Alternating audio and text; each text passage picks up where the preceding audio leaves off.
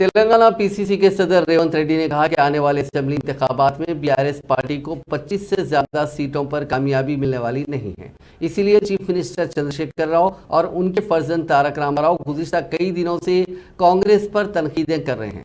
हालिया असेंबली इजलास के दौरान भी बाप और बेटे ने कांग्रेस और उनके खिलाफ कई तनकीदें की, जबकि उन बाप बेटे को ये मालूम होना जरूरी है कि अगर आज कांग्रेस ना होती तो ऐसी सूरत में वो इख्तिदार में नहीं होते। दिल्ली में मीडिया से बात करते हुए रेवंत रेड्डी ने कहा कि कांग्रेस की बदौलत ही अलहदा रियासत तेलंगाना की तश्कील अमल में आई। उन्होंने कहा कि कांग्रेस पार्टी ने केसीआर और उनके अरकान खानदान को भीख में ओहदे दिए हैं।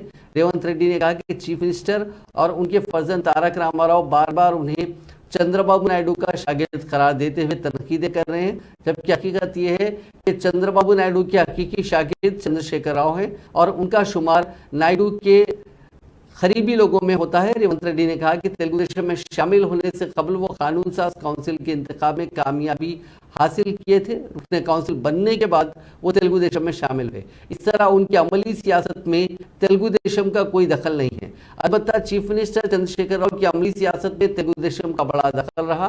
केसीआर हर वक्त चंद्रबाबू नायडू के रहमो करम पर ओहदे हासिल करते रहे और काबीना में जगह ना मिलने पर तेलंगाना की तहरीक शुरू की थी। నిలబడి ఓటమి చెంది యూత్ కాంగ్రెస్ స్టేట్ వైస్ ప్రెసిడెంట్గా పార్టీ నుంచి బహిష్కరించబడి ఏ నిలవ నీడ లేకుండా చివరస్తలో నిలబడ్డ చంద్రశేఖరరావుకు తెలుగుదేశం పార్టీ ఆధారమైంది, అధికారంలోకి రావడానికి వేదిక అయింది। ఇది మా ఇద్దరి నేపథ్యం తెలుగుదేశంలో। నేను శాసన జెడ్పీటీసీగా ఇండిపెండెంట్గా ఎమ్మెల్సీగా ఇండిపెండెంట్గా ఎన్నికైన తర్వాత నేను తెలుగుదేశం పార్టీలో చేరిన। Chandrasekhara Rao youth Congress vice president state ఉండి బహిష్కరింపబడి సింగిల్ విండో డైరెక్టర్కు నిలబడి ఓడిపోయి తెలుగుదేశంలో చేరి